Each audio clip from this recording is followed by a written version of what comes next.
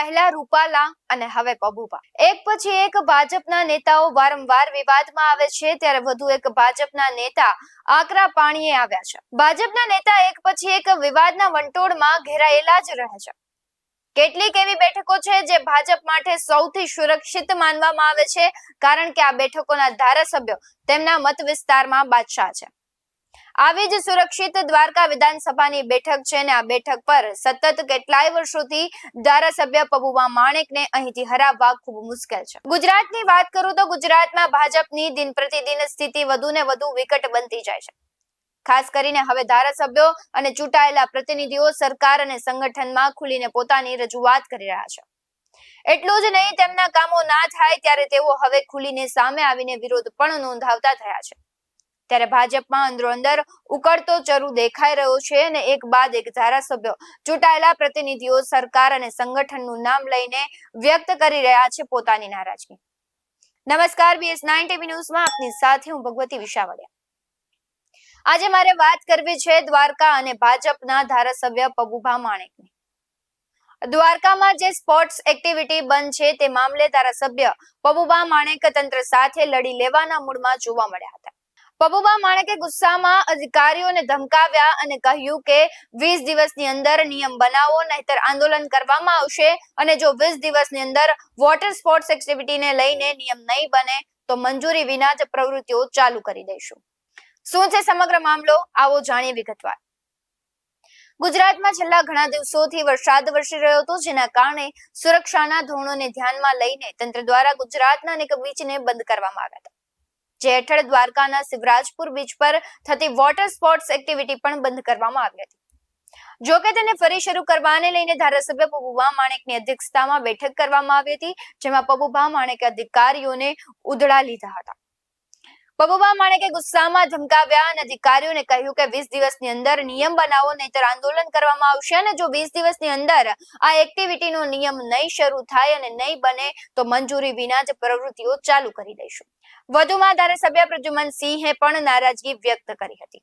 ઉલ્લેખનીય બાબત છે કે કચ્છના ધારાસભ્ય પ્રદ્યુમનસિંહ જાડેજાએ થોડા સમય પહેલા રાજ્યપાલની વાત કરી હતી અને રજૂઆત પણ કરી હતી. ત્યારે પ્રદ્યુમનસિંહે એવી રજૂઆત કરી હતી કે હું ચૂંટાયેલો ધારાસભ્ય છું, પણ મારી રજૂઆત કોઈ સાંભળતું નથી.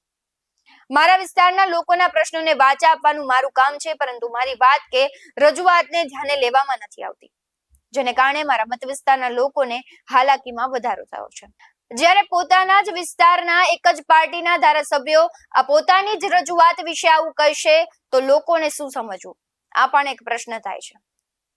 હવે આપણે પબુભા માણેકના રાજકીય સમીકરણો વિશે વાત કરીએ તો પબુભા માણેક વર્ષ 1990માં પ્રથમ વખત દ્વારકા બેઠક પરથી ધારાસભ્યની ચૂંટણી જીત્યા હતા, અને ત્યારબાદ પબુભા ક્યારેય આ બેઠક પરથી ચૂંટણી હાર્યા નથી.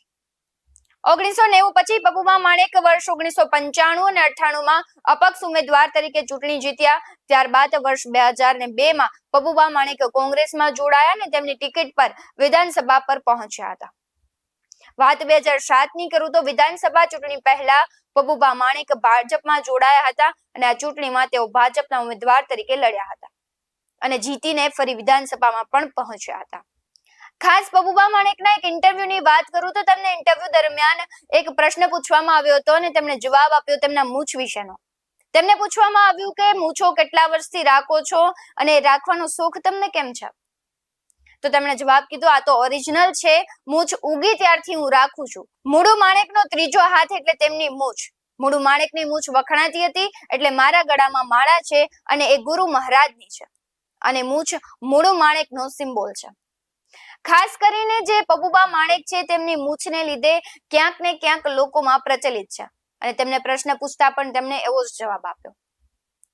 વળી એને એક પ્રશ્ન પૂછવામાં આવ્યો કે તમારા રાજકીય વારસદાર કોણ છે? ત્યારે તેમણે કહ્યું કે ભગવાન દ્વારકાધીશની મારા પર કૃપા છે.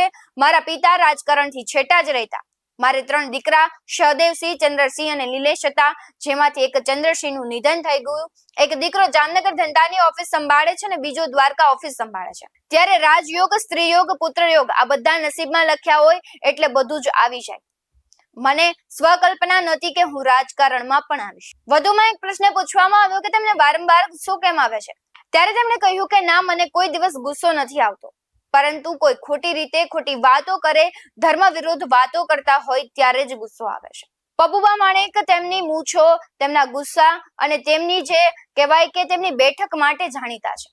ત્યારે વધુ એક વખત તે વિવાદમાં આવ્યા અને તેમણે છૂટી ધમકીઓ અધિકારીઓને આપી અને મુખ્યમંત્રી સુધીની પણ વાત પહોંચી ગઈ. આવા જ વધુ અહેવાલ સાથે ફરી મળતા રહીશું. તમે અમારી YouTube ચેનલને સબસ્ક્રાઇબ કરવાનું, અમને Facebook અને Instagram પર ફોલો કરવાનું ભૂલશો નહીં. બાકી નવી અપડેટ્સ મેળવવા માટે આપ જોતા રહો BS9 TV ન્યૂઝ. નમસ્કાર.